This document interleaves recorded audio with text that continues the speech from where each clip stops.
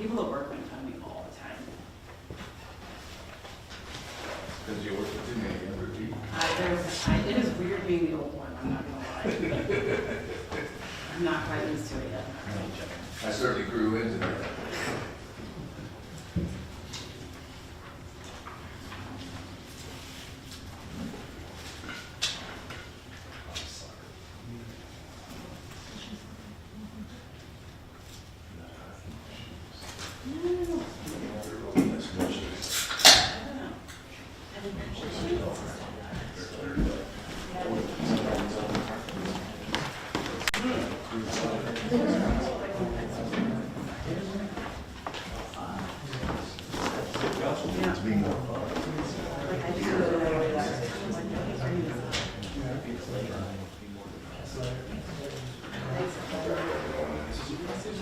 See how it goes over. So you got to this thing. I don't know, I guess.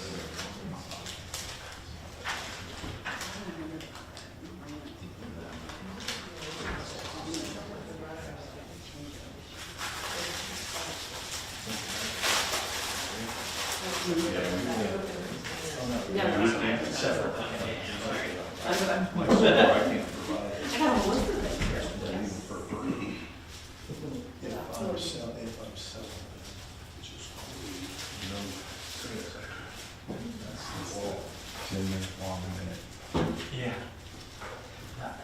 I think Roxy, there it is. Button is a joke. Call this meeting to order, and please ask you to stand if you are able for the Pledge of Allegiance. I pledge allegiance to the flag of the United States of America and to the republic for which it stands, one nation, under God, indivisible, with liberty and justice for all.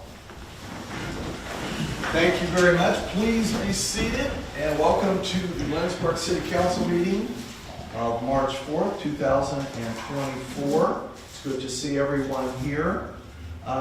We will now turn our attention to item number 3, which is public input. And I believe we have 3 individuals who wish to speak to us this evening. And let's begin with Mr. Doug Wisby, who is the President and the CEO of Multi-Community Diversified Services, and just a great guy. Welcome, Doug. Thank you. First of all, I'd like to thank Mayor Schultz for facilitating the ability to be here tonight.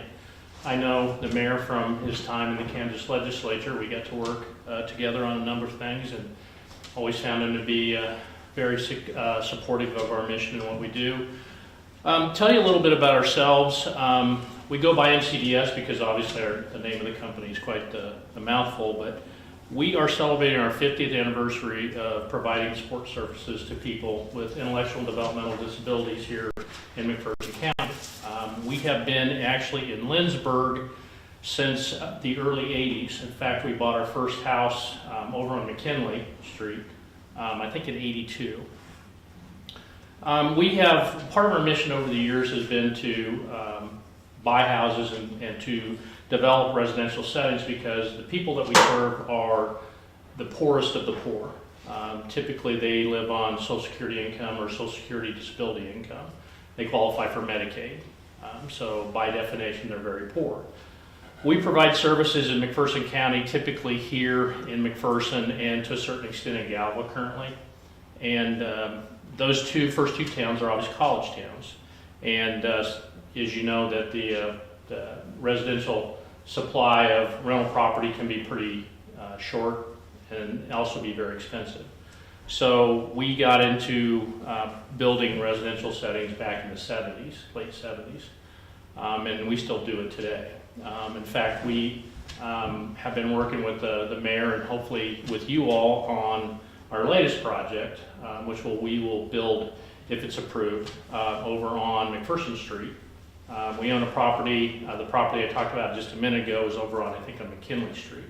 And our plans, if we can build the new property, is basically take the folks in the old property, put them in the new property and sell the old property. So it's really just kind of a replacement and upgrade for what we do.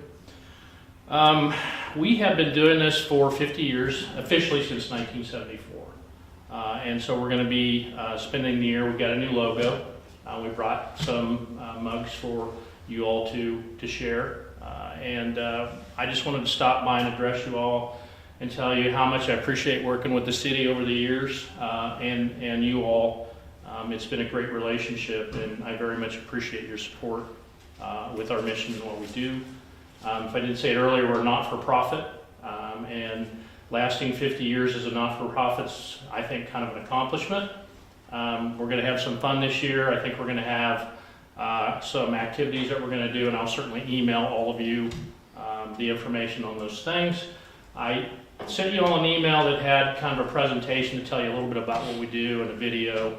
I hope you all got that. And again, I'm going to keep this short and just tell you how much I appreciate all the support that you all have provided us over the years and answer any questions that you all might have. So, Thank you, Mr. Wisby. I appreciate you being here today, and just on behalf of the council and the city, thank you for the work that you do. Important business, and you've done a great job, and we appreciate being a little part of that. So thank you so much. thank you, sir.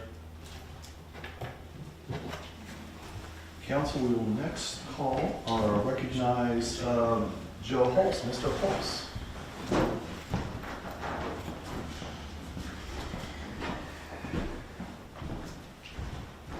And welcome, Mr. Holtz, and thanks for being here. How are you guys tonight? It's not going to be as positive as that one. I don't know if you're aware, we had a water leak at the park. We spent $1,000 in water, and then the problem though is the $1,000 in sewer. The water poured all over this guy's house, not my house. I'm going to bill the guy, so I'm not here on my behalf. I am here on behalf of the citizens of Lindsborg, because it seems we're billing people for stuff they don't use. When this water poured all over the ground, and I can prove that it poured all over the ground, we still went ahead and billed him. Even though, and I talked to the city administrator, she said she had a leak the summer before, right? Last summer. Yeah, and she wasn't billed for her sewer, but because it's winter time, were you going to bill somebody? It just doesn't make sense. It's not anything that I want to be a part of, billing people for stuff they don't use. I wish you'd reconsider that. I don't mind paying for the water, but I don't think he should be paying for something he's not using. That would be a sewer. That's all I have. Any questions? Thank you, Mr. Holtz, and I will tell you that we will have some conversations about the issue, and I can tell you that we will be in contact with you. All right, thank you. Thank you so We're much. going to discuss that tonight in here? Not this evening. Okay, thank you. Mr. Holtz, for being here. Yep.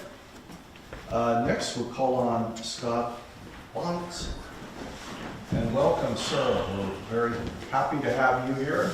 Introduce yourself and tell us about your... I'm Scott Bonds, and I am the new editor and reporter for the Lindsborg News Record. Well, thank you for being here, and we appreciate the newspaper and the long historical value that the paper has brought to this city, and you following a lot of good footprints. Do we all remember that Marlon Fitzwater even worked at the Lindsborg News Record? So we're happy to have you here this evening. Thank you so much. With that, council, we'll turn our attention to item number 4. I don't believe there are any amendments to the agenda this evening. That is correct. Thank you. Now I'll turn our attention to item number 5, the mayor's report, and I have just 3 real quick items. First of all, the ad hoc committee met last week, and I just want to thank all of everyone on the committee, and we have a council member that's quite involved as well. But ad hoc committee has been around for many years, and continuously looking for ways of improving our business and social and life in the city. And special thanks to Larry Vanderwick, who emceed or ran the meeting last week. So we thank them all for that and everything they do. Second of all, I was out in the parks yesterday with grandkids, and the parks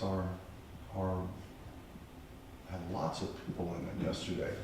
And it was so nice to see that, and we want to thank our Parks Department and Flores, who keeps those things nice. There's a new table at Swenson Park, and just the way it's maintained, and we appreciate that. Those are those types of things that people see when they drive into town, and it's things that we can enjoy as citizens. So thank you all to all of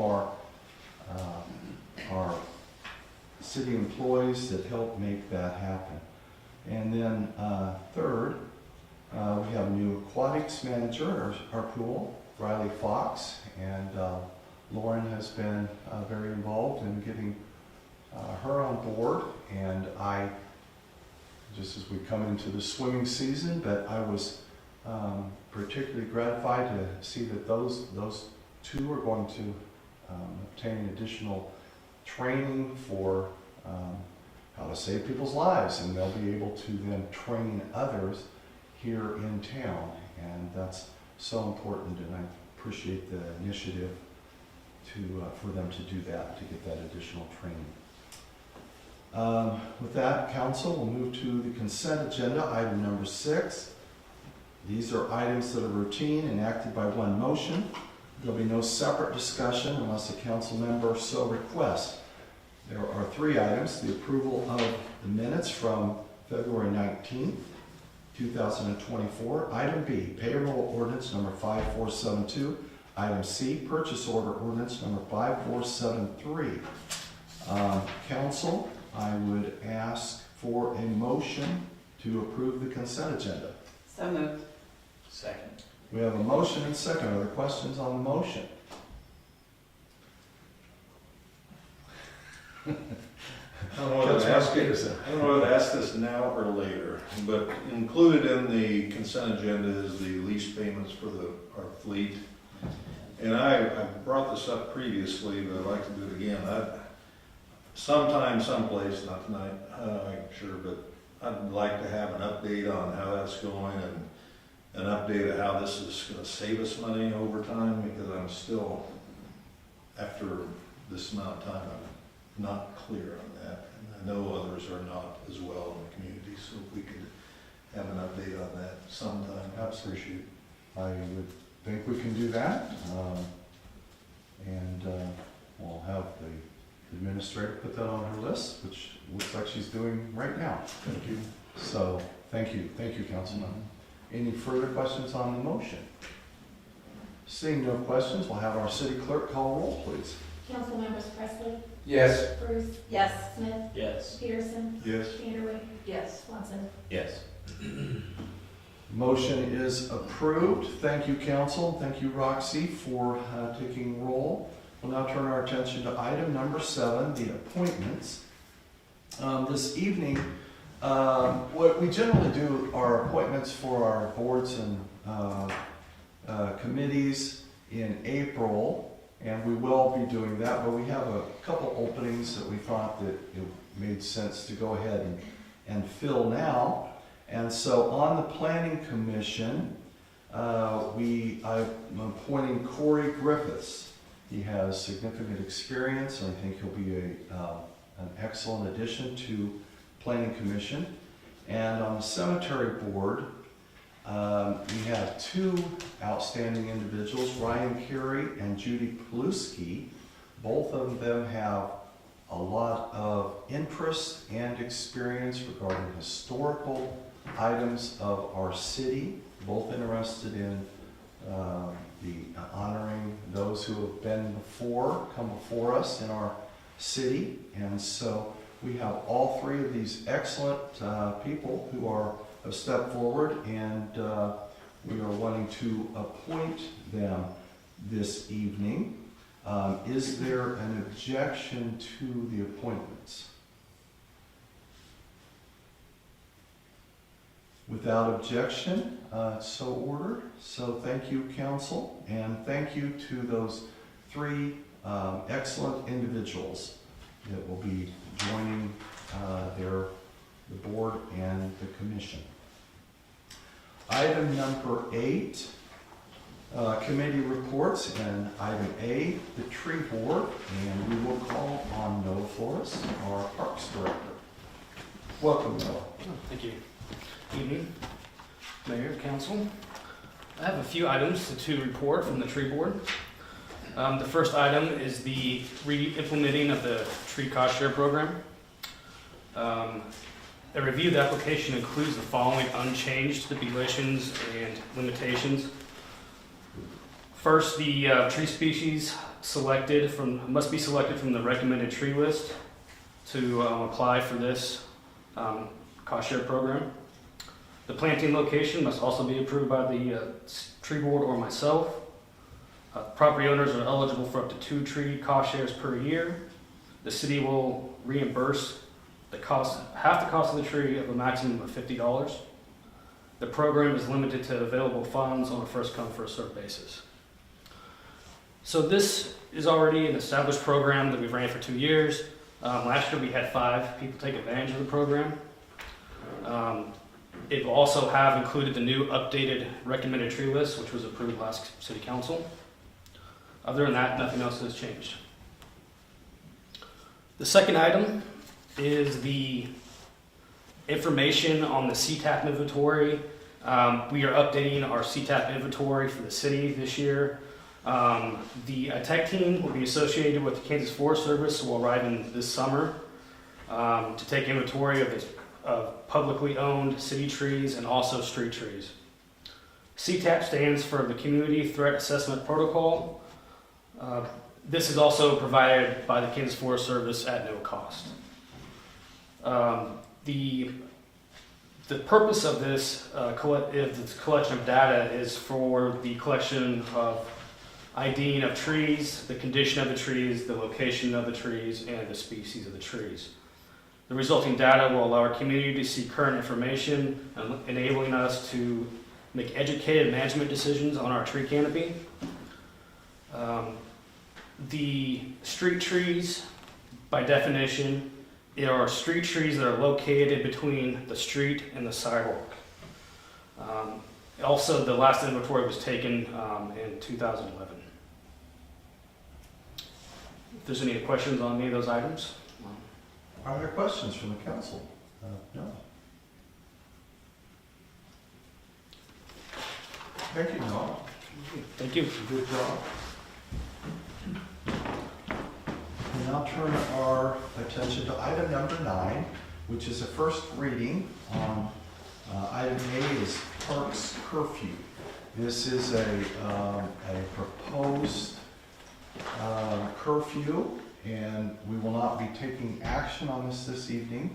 This is for your information and consideration for future action. We'll once again call on Noah Flores, our Parks Director. Okay, this is the first reading. So we are currently looking at implementing a parks curfew and also posted rules. Currently, there's no curfew for any of our in ordinance for any of our parks, so there is no curfew hour at all.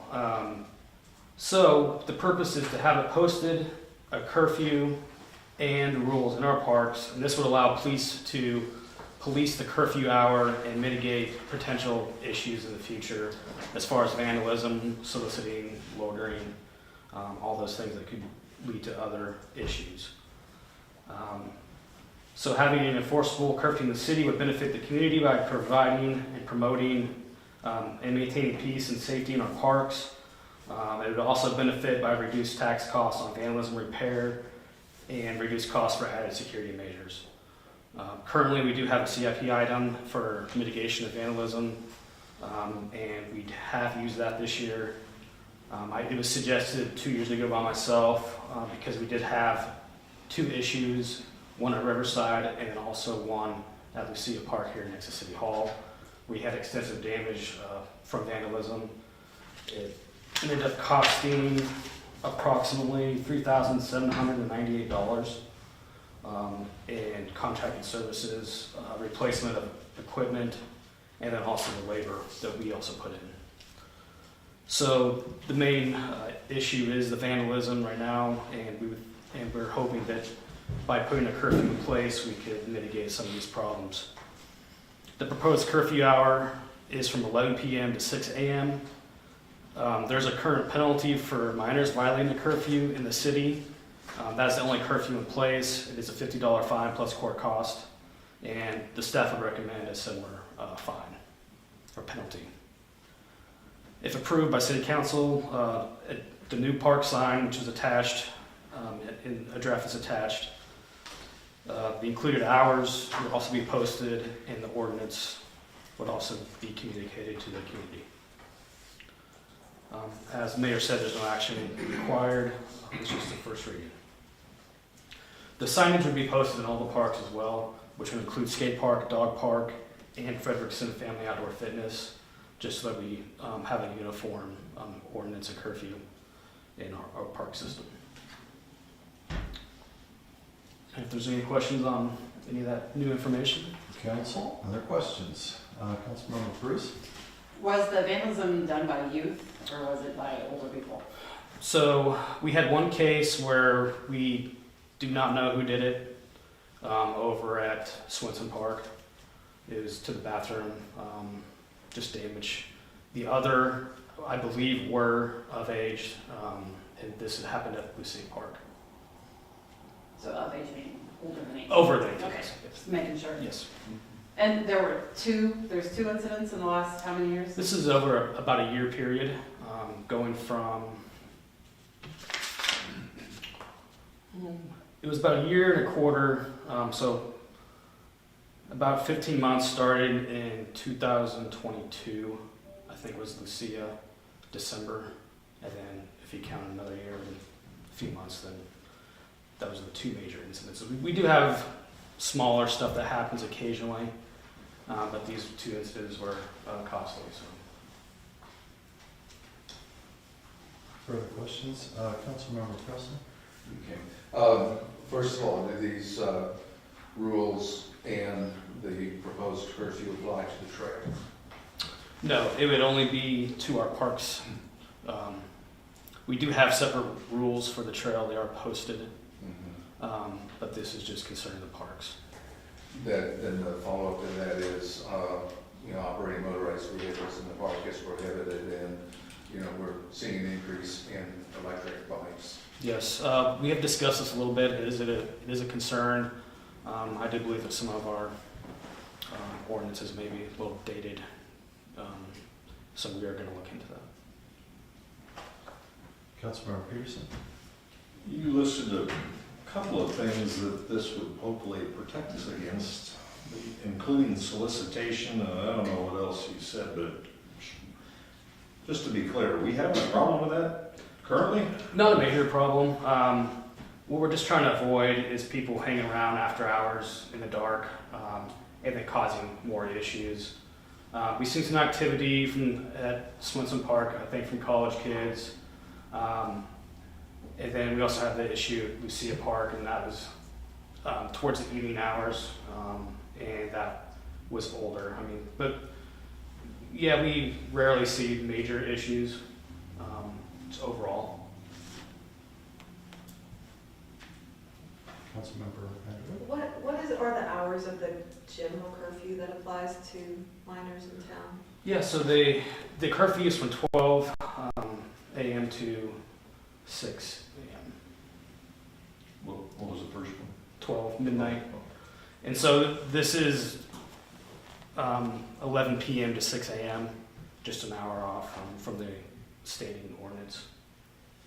And what is the rationale for how this prevents vandalism? Because I just feel like if you're going to vandalize something, you don't care if you're also breaking curfew, but maybe Sure. I'm missing Sure. something. It gives them the opportunity to enforce it just from being in the area. But are police prevented from walking up to people and saying, hey, everything okay here, and without there being a curfew?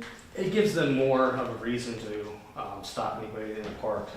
Typically, if it's that late at night, there's really not a real good reason they should be there. It just gives them a reason to stop, more or less. If Chief would like to add anything. Yeah, let's have our chief of police come on up and address that question. So any tool that we get from the city like that allows us to go have the ability to contact people who are in the park. Right now, people can go. We have no tool if it's an adult to get them out of there.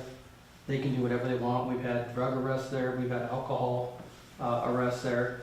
We've had vandalism that we found in the morning. We don't know exactly when it happened, but from the last time our parks people were in the park to the time they show up in the morning, we have new vandalism, so we're showing up dealing with that. This is just a tool that we can use because curfew deals with just juveniles. This curfew would allow us to enforce it on anybody who's there, who's doing anything wrong or not doing anything, but at least to get them out of the park. Doesn't mean we have to issue a citation, but it does give us the authority to do that and also track who's coming in and out of the park. So it's just an extra tool that we have. It's not unusual for parks to have curfews. The last city I worked at had at least 24 parks and we had 3 different curfews. So I'd rather just stick to one curfew. It makes it easier. But that way it does allow us to make sure that things don't start festering in the parks. Is it a huge issue? Depends your definition. We've had 39 calls at Swenson and 31 at Riverside Park over the last 4 years. Is that a lot? Just depends on whether you think it is or not. But it is stuff that gives us a tool to address some of the issues that they're dealing with.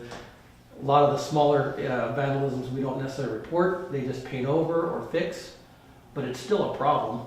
And that's just one tool we have to keep people out of there who might be doing things while they're either under the influence or of alcohol or drugs. That's generally what we're encountering when we're in the parks at that time of night. Councilman Swanson, do you have a question? Do you worry that the increased encounters would result in any issues? No, I don't. Not exactly sure what you're saying. I mean, are you asking if I think things could go awry between the officers and stuff? I mean, that can happen during any encounter, a traffic stop or a park encounter. I do like to think that with the staff that we have on, that they're really good at de-escalating and trying to identify why people are there. We don't write a lot of tickets here. We do give people an opportunity to educate them and explain to them why we're doing what we're doing and what our goal is. But in those instances where we need to take action, we do. So I don't think it's going to create any issues, but I mean, anything can happen. I'm not going to say it can't happen. Councilman Peterson. One of the proposed rules is that the curfew would be 6 a.m. to 11 p.m. unless otherwise granted permission from the city of Lindsborg. So 2 things I can think of immediately where this could come into play would be Broadway RFD. I'm sure there's people milling around after 11 p.m. And then maybe the street or the dance at Midsummer's sometimes have gone past 11. So would those organizations be the ones that would seek the permission to allow this, or who was granted the permission, I guess? The people that are there or the organization that blankets that, I guess would be. So just for clarification, because I know the public is watching, the curfew that they're proposing is 11 p.m. to 6 a.m., not 6 a.m. to 11 p.m. I just want them to be clear. I just read the words. That would be a little over restricted there, but yes, it would be the organization that would be running. They're open. Never mind. That's okay. My bad. It's printed right in my notes. It says open to the public from 6 a.m. Excuse me. That's okay. The organization would be responsible for asking for a special event permit like we do for all of our other functions, and then that can be allowed for the cleanup and things like that. So, absolutely. Councilman Bruce. So if someone wants to have a yoga class at 5 a.m. in the band shell, then they'd have to get an event permit. Yes. Councilman Smith. The reason is because I don't think we want to get into the habit of just allowing certain groups without going through the process. It's not a difficult process. You can get the form online, submit it. Generally, it can be approved in less than a day. So it's not a cumbersome thing, but it is a way for us to track when we're allowing the hours to be changed or allow people to go outside the hours. But it's also for me to let my staff know, hey, there's going to be an event there from this time. So drive by, be seen, make sure everyone's safe, but you don't need to do anything because they're allowed to be there. I think you're overestimating how organized yoga classes are. My question was, for both of you, is now we don't have any ordinances related to how we administer or run our parks, correct? We do have ordinances for rules, but we don't have a curfew.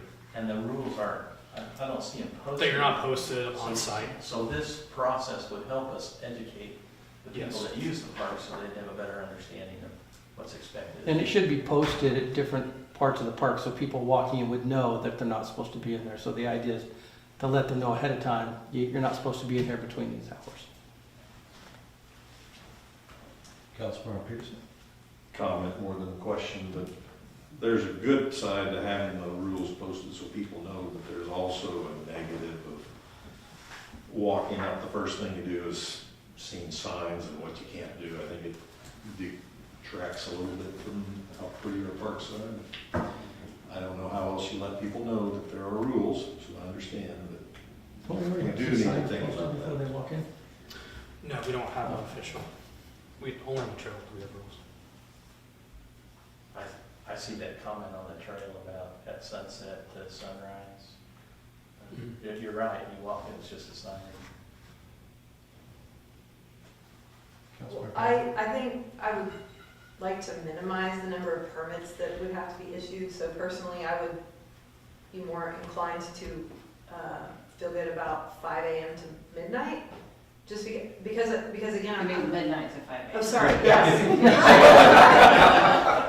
I mean, open hours. No, I didn't mean that. I meant open hours. No, I'm just kidding. But because I'm just not clear on what, I guess I just don't understand why, I'm not clear on the specifics of the enforcement potential with and without a curfew. It seems like if the police are driving by an area and there's something that should be looked at, they could look at that with or without a curfew being enforced. Sure, we can, And so, but it doesn't give us authority to deal with anybody who's there. Like, we could be there right before it happens or right after.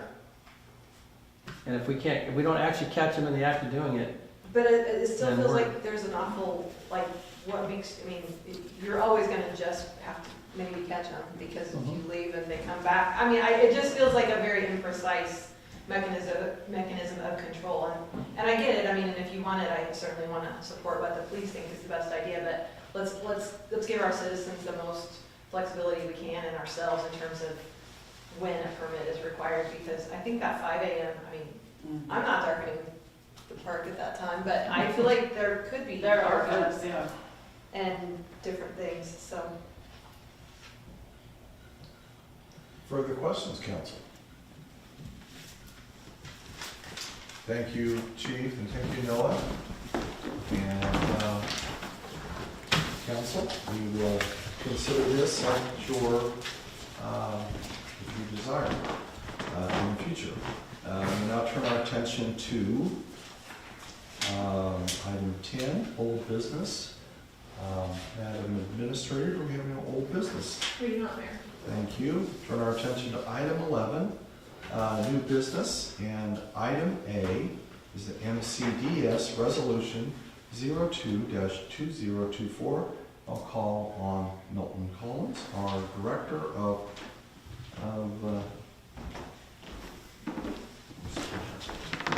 Welcome. I know, I'm like writing and I can't write and talk. It's all good. Good evening, Council Mayor. Doug did a great job of background as far as the NCS goes. With that, they are in the process of submitting a proposal for tax credit financing with the Kansas Resource Corporation, KHRC, for construction of a new duplex over there on McPherson Street. The purpose of this proposal is to provide affordable housing to persons with intellectual and developmental disabilities who reside in Lindsborg. This project will be known as Lindsborg Place 2. As part of the application, the Kansas Housing Resource Corporation, KHRC, MCS, is requesting a resolution from Lindsborg's governing body stating that the City Council supports the project moving forward, and that it acknowledges that part of the project would be eligible for sales tax exemption per KHRC. Sales tax exemption: purchases made in connection with the construction of the proposed project will be exempt from the taxes imposed by the Kansas Retailers Sales Tax Act, KSA 79-3601, with proof of past resolution from the local government stating that the local government has determined that at least a portion of the tangible personal property and service purchased in the connection with the construction project will be entitled to exempt from the tax imposed by the Sales Tax Act. Today I would like to recommend a motion to approve Resolution 02-2024 supporting safe, affordable housing for persons with intellectual and developmental disabilities through the Lindsborg Place 2, a project of MCDS. Are there questions of our Community Development Director? Councilmember Vanderbilt? Can you describe where on McPherson Street is the proposed house? So, let's see. The next cross street would be, I believe, It's between Washington. yes. And Lindsborg. So they have two houses there now. It's Main Street. Yeah. It's not Main Street. Washington's the western side. It's off Main Street, yeah. Yeah. On McPherson Street, if you're down, I think it's before Washington. Okay, Yeah. thanks. And they have rebuilt those two that were, they have Correct. torn down some other ones. And I think the new one would probably go just north of the ones that are there. Yes, exactly. So they tore down one, and that is an empty lot right there currently, yes, and they would do the same, but they have one there now, so. They're nice. They look really good. I agree. Good neighbors. Further questions? Councilmember Peterson? That was gonna be my question, but I have another one. So he mentioned that if this happens, then the McKinley Street will no longer be part That of. sound like you want to sell that. So that would then just go on the market for, Correct. I'm not sure what the facility is like, but could it be a single family dwelling? Or Yeah. is it? Definitely good. It's in the R1 district, so we definitely could do that. As someone who works with persons with disabilities all day, every day, this makes me very happy because affordable housing is very difficult for persons and families. So I'm glad to see us partner. Further questions? Councilmember Swanson? It's a duplex being. Correct. And it's a duplex being sold. Well, I think the one on McKinley is a triplex. I think there's several different openings, but I would have to go look at the site, but Are we lowering the number of available affordable dwellings by building these two with planning to sell the former residences? I would say yes, since they're planning on selling that, but that's their property. I would add to that, they call them a duplex, but there's multiple people that live. Yeah, there's, so I think It's each like a room, home. each client has a room, Yeah, kind of. a group home, it's not, Okay. Yeah. and But- I think the property they move out of is gonna be smaller square footage than the new one that they're talking about building. So I haven't seen the plans yet, but that sounds about right. I think that would be interesting to know. I mean, I don't know that it impacts the opinion about the ordinance, but will the overall capacity for the community be changed? Will it be increased, decreased, or remain the same? If we could follow up with him on that. Yes. Further questions? Thank you, Milton. Thank you. Council, I'm not going to read the entire resolution, but I'm going to read a couple sentences. Whereas the Lindsborg City Council supports the mission of multi-community diversified services in providing services to individuals with intellectual and developmental disabilities, the governing body of the City of Lindsborg resolves to support the development of the housing project officially known as Lindsborg Place 2 for the purpose of providing safe, affordable housing for persons with IPD. With that, council, the recommendation is a motion to approve Resolution 02-2024. Is there a motion to that effect? So moved. We have a motion and a second. Are there questions on the motion? Councilman Cruz? Maybe more just the law, or the ordinances, or what we're able to do. This makes a good sense, but how much how much can we do as far as waiving these for other groups? Is it wide open? Do they have to be a 501c, whatever? What are the criteria that groups have to meet in order to come before us and ask for this type of? Well, this is based on the fact that they're a 501c3, so the purchase of the products that they'll be using to build the house would be tax exempt. So this is more of a formality. It's not something that really the city is granting.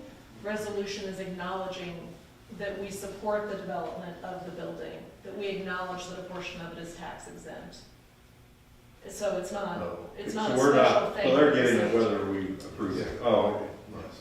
Do not understand. It's all, of course, in state statute, and we have, this is stating that the city supports this project, and this can in fact help them, I suppose, with certain getting their plans assessed and granted.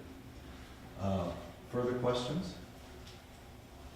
Okay, we have no further questions. We'll have our city clerk call roll, please. Councilmember Swanson. Yes. Vanderway. Yes. Peterson. Yes? Smith. Yes. Bruce. Yes. Presley. Yes. Thank you, council. Motion passes, and we congratulate MCDS for the wonderful work that they do in our communities in this part of the state. Next, we will turn our attention to item B, bike share amendment, and again call on Milton Collins, our Director of Community Development. Thank you. Pass those around. Coming around to you is just some stats from the bike share program that we've had for the last 4 months. Could have went a little bit further back, but I think those 4 months will show you the great things that bike share is doing for Lindsborg. I mean, so last spring the city entered an agreement with the Kansas Mobility Management Team, Tandem, and Movatic to become participants in the Can Cycle Bike Share Program. This program is funded largely by the Blue Cross Blue Shield of Kansas. By all measures, the bike share program has been a success in Lindsborg, with ridership exceeding all projections and surpassing all other communities in the state. In fact, since coming into the program, the city has routinely doubled leadership all over the city of Salina, which is largest city that participates. Community partners Lindsborg Community Hospital, Bethany College have also voiced their support for the program, and due to their positive experience, have agreed to come along with the city for another year if approved by the city. Due to the timing of mid-year signing that we did back in 2023 in the spring, Kansas Mobility Management would like to realign the city's agreement with the other cities with an annual renewal date and billing schedule in September. This requires an amendment/extension to the current agreement presented here. This year, the city has received a David J. Nutt grant for the amount of $7,200. So I want to say thank you to the council that allowed us to receive those funds. For the city to continue participation in the bike share, this amount supplements the funding by Blue Cross Blue Shield, the city of Lindsborg, Bethany College, and the Lindsborg Community Hospital for the amendment being considered at the city council meeting. The amount due to the Kansas Mobility Management is $1,472. While this is under the threshold that usually comes before the city council, staff felt prudent to seek council's approval because approval is also indicates council acceptance of the David Nutt grant. So tonight I would like to recommend a motion to approve the amendment of the bike share program. So tonight we'll be approving the $1,472, and so since we received the $7,200, will come again in September. I just want to point that out there, because we will realign with the rest of the communities on that same pay scale. Thank you, Milton. Questions? Milton? Councilmember Peterson? So while we received $7,200 from the grant, you're asking for approval to expend $1,400 of that, or $82 today. Correct. But then later this year, we'll approve the balance of that $7,200. That is correct. Thanks. Further questions of Milton? That would probably happen in July, for the September extension, so we have time to process everything, but yeah. This just gets us from our current time, because we came on in like April last year, so this just gets us to September, and then all cities would be coming on at the same time. So it's just a smaller expenditure right now, then we would bring the full year's expenditure to you in like July, and that would be the largest expenditure of that grant.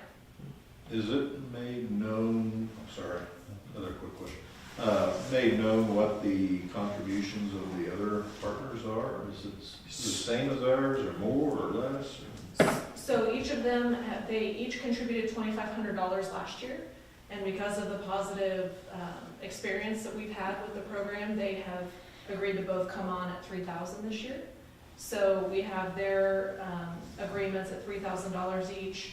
We're doing this $1,482.72, plus we're doing all the administration of the program, and then we have the net grant, which will get us all the way through next September. Further questions? Comment, I see the bikes out frequently. I count at each station when I drive by, and they shift quite a bit. There were 8 of them, or 7 and 8 up at Bethany not long ago. It's pretty neat to see the activity.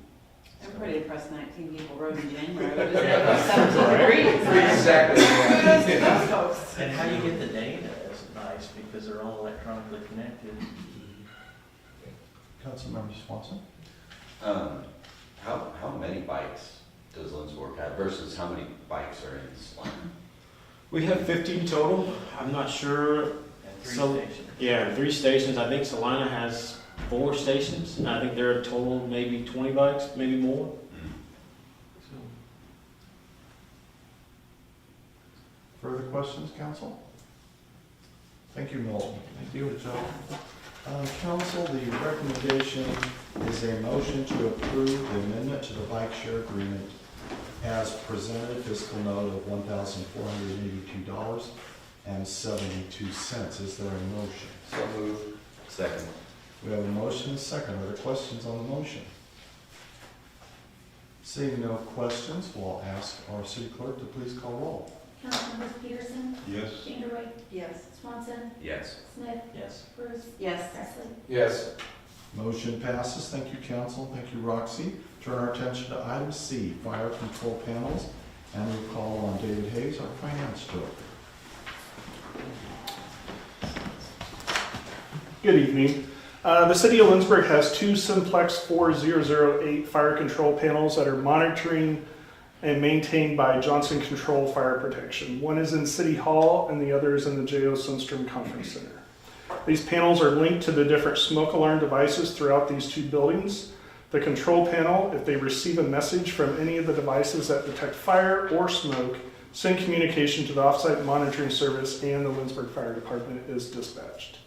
The Simplex 4008 model was placed in end-of-life status in 2014 and has not been manufactured since. Currently, service parts are very limited supply, and as a result, Johnson Control Fire Protection recommends replacing the existing Simplex fire control panels.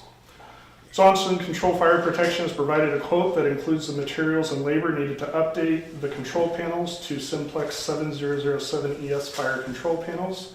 Each panel was quoted at $6,582 for a total of $13,164.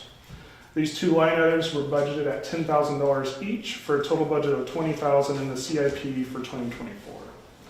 Since Johnson Controls has been the city's fire protection company for many years in both installation and service, there have been no issues with their service or products. Additional quotes were not requested for this project from other vendors. And I'll also add that the Simplex product is specific to Johnson Controls, so if we were to get another quote from another company, we would not only have to replace the panels, but also most likely all the monitoring devices are attached to those devices. So the recommendation today is a motion to approve the purchase of 2 Simplex 7007 ES fire alarm control panels from Johnson Control Fire Protection in the amount of $13,164.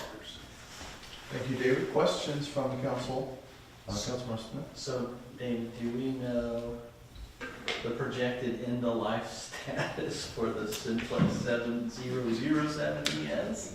I do not So we have, project ahead? yeah, I do not have that, but with the Sunstream came in 2013. So it was shortly after that we've been able to find parts and everything like that from 2014. So, I mean, there's 11 years there that we've had that. And I don't know when the one here was actually replaced, but. Further questions? Seeing no questions, thank you, David. Thank you. Council, the recommendation is to approve the purchase of 2 Simplex fire alarm control panels from Johnson Control Fire Protection in the amount of $13,164. Is there a motion? So, Second. We have a motion and a second. Or is there any questions on the motion? Seeing no questions, we'll ask our city clerk to please call the roll. Councilmembers Bruce, Yes. Presley, Yes. Swanson, Yes. Vanderleip, yes. Peterson, Yes. Smith. Yes. Motion passes. Thank you, council. Thank you, Roxy. Turn our attention to item D, the Sunstone air conditioning repair. We'll call on Holly Lofton, our CVB director. Welcome, Holly. Good evening, Mayor and Council. I come to you again this evening after what has been a very short period of time, it feels like, to request further funding for some repairs for the HVAC system at the Sunstrom Conference Center. This issue, it is my understanding, has been elusive, and they feel like they have finally pinpointed where this was coming from when they were doing other replacement work, because they could still find the same code being thrown and figured out, they think, where it comes from. Due to our last conversations, you'll see that I didn't bring this to you right away. We could wait a little bit on it while I got some further information. I had asked BCS to please present me with a quote, so I could bring you a quote for what an engineering study would cost, so that they could in the future provide us the cost of replacing this system. I found out, due to illness of one of the employees we've worked the closest with and his hospitalization, I just didn't hear back, even though I put all these requests in and had called and emailed and text messaged and all kinds of things. So I finally just happened to, there was an engineer here in town working on my husband with a project, who had actually walked through this building in late 2022. And I had been able to send him plans and just asked him if he would please provide us a quote. He did one better and provided a study and recommendations and a cost estimate for us, and did not charge us for it, which would have cost us a substantial amount anywhere else. So anyway, so that information is before you as well. So if you have questions about replacement costs, my guesstimate was not close that I gave you last time. It's very expensive, and you can see that based on the notes. So what I'm coming to you with tonight is the request to spend an additional $6,834.28 for repairs to the HVAC system. In your notes, I was typing this out madly before I left for a Washington, D.C. trip last week. This will not come out of transient guest tax. That's against Kansas law. So it would come out of the general fund, as we have done in the past. Questions of Holly from the council?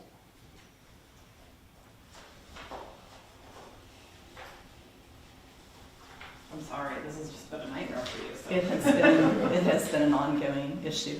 This, as you see from my notes, this system was probably one of the first of its type installed, just because of the age it is. It was a very new system at that time.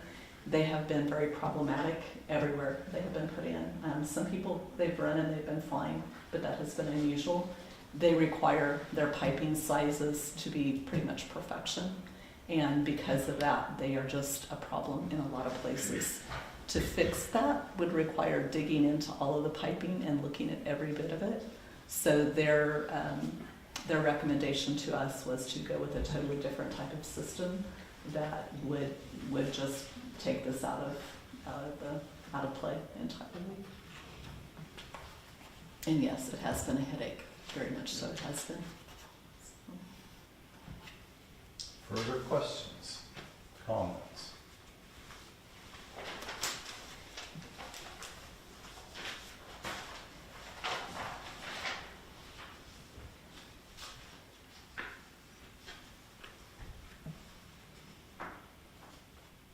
I'm not certain the scope of the repairs.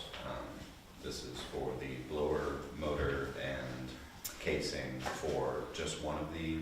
Just the one. Just the one. Just the one that they're recommending to be replaced. It's the one throwing the code. It's Right. the unit they can pinpoint. Now, we had previously replaced both compressors in both That's units. what they did in December.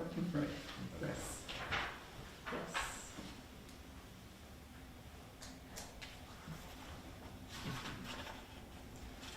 Does anybody remember what the cost for the replacement of both compressors were? I want to say it was scrolled back around and I couldn't find it. 24 or 26,000 to include all the labor. I want to say was it around that. I can't remember exactly. Christy, do you have it at fingertips? That was at the December meeting? Mm-hmm. It should have been December repairs.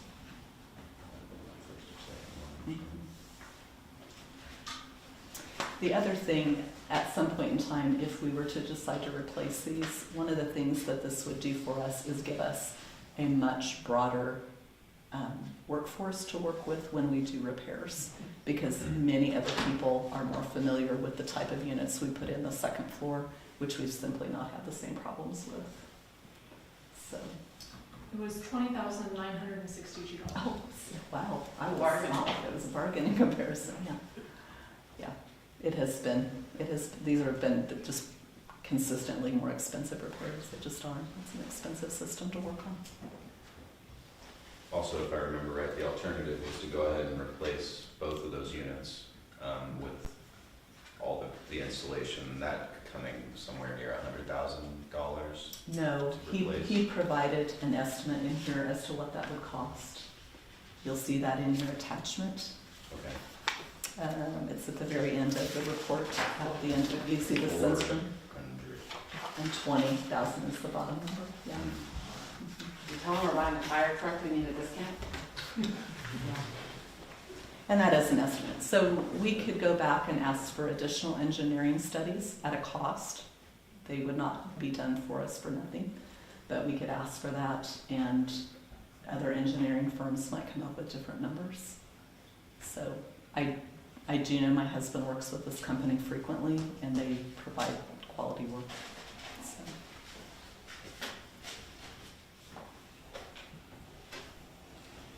The goal being, eventually, after these repairs, to upgrade the system. What Is I that- would love is that they ran the way they should. For Right. the first few years they did. Right. So I would hope that would be the case, Mhm. but I can't promise it. I mean, that would be my hope before replacing anything. Mhm. We did not have problems from the very beginning, Mhm. not to this point anyway.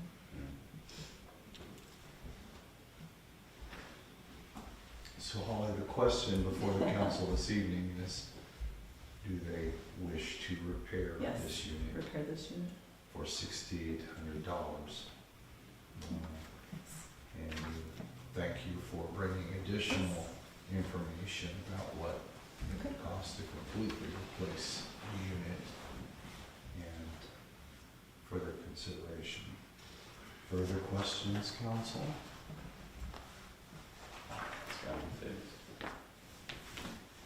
Thank you, Holly.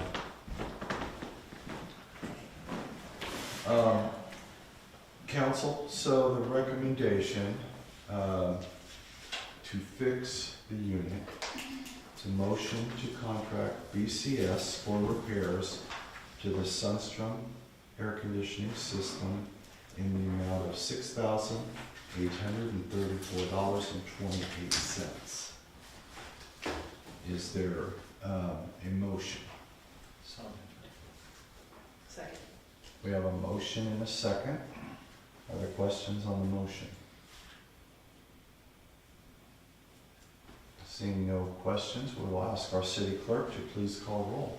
Councilmember Swanson, Yes. Vanderway, Yes. Peterson, Yes. Smith, Yes. Bruce, Yes. Presley. Yes. Thank you, council. Motion does pass. Thank you, Roxy. We'll now turn our attention to item C. KDOT City Connecting Link Improvement Program, and we'll call on our Public Works Director, Chris Lindsborg. Good evening. We brought this item before you about this time last year. This is a City Connecting Link Improvement Program, which we are entitled to as part of the City Connecting Link, which is any state highway that is run through the municipality, and it's through its city limits. And we have Highway 4, which runs from the west all the way to the north, out on Harrison Cole Street. They provide funds to improve and maintain those roads, and that's what the City Connecting Link program is for. We applied last year to do some work out on Harrison Street from Lincoln Street to Olson Street. That pavement was part of, that whole street was repaved in '93. 93 was a very wet year. There was a lot of issues with that project. There were also a lot of issues with the aggregate that was used in concrete in that time frame, and that has been part of the problem as well. KDOT approved funds back in 2008 to go back and make some improvements and patchwork, and while what was replaced and patched has held up well, what was not continues to have its problems. So we applied last year for a C-CLIPS. Some of the C-CLIPS histories within Lindsborg. 2020 we did from Main Street around to west city limits. That was a mill and overlay. The C-CLIPS was done on Highway 4 from Main Street to Cole Street as well, or McPherson Street. So we've utilized those programs on a regular basis. They work out very well. It's a long process to go through the application, go through approvals. Sometimes you get them on the first round, sometimes you have to apply multiple times. You just never know how that process is going to work. They base their projects on the available funds and the amount of applications they get. Like any program like this, there are way more applications and dollars required than the funds are available. So we simply try and apply again and see how it goes. This project is being done as 2 submissions because there's a $1.5 million limit per year. So we have to do multiple applications. Those applications, KDOT's they work real well with municipalities on these programs and how they make these funds available. They're very flexible. So whether we apply 1 year with both applications and get or both projects, and they approve both, whether we get approved for one and have to apply for the second one, whether they do them all the same. There's very many ways that this can come about when you make the submission. So we're going to hope that we can apply for two of them and get them all in 1 year. What was included in the packet is last year's application. That was for 25 and 26. Those would essentially be moved out to 26 and 27. Wilson and Company is currently updating the estimates on prices, but they felt like things were going to be very close to the same. This is merely the application for the program. This does not commit us to funds. It is merely the application. If we do get approved, there will be other agreements that will come forward that we will have to get approval for, that will say that the city is committed to paying for this project.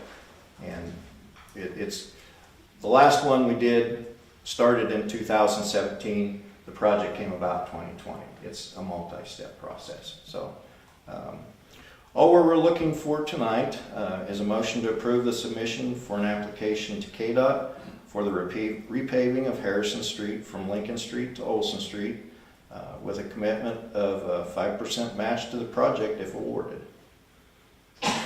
Questions for Chris? Councilmember Bruce? Did you get feedback from the state on why last year's application wasn't accepted? It's merely the funds available and how it's just simply reviewed. There's no specific reasons other than they have these many projects that are submitted and they have this many funds available. But there's got to be some reason on why some projects go to the top and others don't, I would think. This had full support from our local KDOT people. It's just a matter of funds available and funds not. There's the cost share program, you can submit letters of support from the community. Some of the other programs, there are a lot of recommendations that can come in. I've not found anything that makes this one stand out more than others. It's simply rotation. It's more of a maintenance program, so that's why they suggest, and it's stated in their letter, that just submit the application next year, and it will get approved. It's just a matter of rotation. But there's no direct letter as to why, other than the funds were not available for all the projects that were submitted. That's how cycles usually work. Yeah. That's the best I can answer that. That's how it works. Further questions from the council? Councilmember Swanson? How is the prioritization of what sections of road to be redone, decided on? Where is that? We've evaluated it based on the condition of the road and how much we have had to replace, and what continues to deteriorate, what's stable, what we can possibly do some small parts and get by, and the rest of it will be good. That area is by far the worst area of Harrison Street that continues to deteriorate. There's been numerous panels replaced. In 2008, our crew has replaced numerous panels, done patchwork. It just continues. So it's more on what continues to fail. Okay. Thank you. Further questions, council? Seeing no further questions, thank you, Chris, for the great explanation. I'll ask our city attorney, can we move forward on a voice vote? So the reason I would recommend doing a roll call on this one is because there's a commitment of funds. It's kind of splitting the difference between the two, so that would just be my recommendation. Thank you, Zach. Council, the recommendation is a motion to approve the submission of an application to KDOT for the repaving of Harrison Street from Lincoln to Olson Street with a commitment of a 5% match to the project if awarded. Is there a motion? So moved. Second. We have a motion and a second. Is there questions on the motion? Councilman Swanson? Yeah, no, I thought that Chris had said that this was just the motion to submit the application. But in the language, it says with a commitment of 5% if it is awarded. So, I mean, what does that change? I mean, I understand, like, we want to get the road fixed, right? Like, You could turn it down, what the next said, if we got accepted, then we could say, no, we're not gonna do it, so. so that's, okay. Yes. Right. I suppose that it could be amended to remove the 5% language, but I don't know if that's. I interpret it the same way, that it's an approval to go seek the funding and come back at that time. It's not considered an expenditure right now. So I think the way we have it is okay. Thank you, Zach. Okay, we have a motion on the table. We'll ask our city clerk to please call roll. Councilmembers Vanderway, Yes. Swanson, Yes. Presley, Yes. Bruce, Yes. Smith, Yes. Peterson. Yes. Motion passes. Thank you, council. Thank you, Roxy. I do not believe we have a need for an executive session, item number 12. For item number 13, other business, I'm going to call on our city administrator for some clarification, please. Yes, I just wanted for the record to state that earlier when Mr. Holst was commenting about our conversation on the phone, I did not receive an exemption regarding my water or sewer bill. I've paid fully my water and my sewer bill, and they're very expensive repairs on my water line. So I just wanted the record to show that he was incorrect about that. I most certainly did pay my water and sewer bill. So I just felt it necessary to correct the record there. Thank you to our city administrator. Seeing no further business to come before the council this evening, I'd entertain a motion to adjourn. So moved. Second. All in favor of the motion, signify by saying aye. Aye. Opposed, no. We adjourn. Thank you, council. Threw me off. Thank you.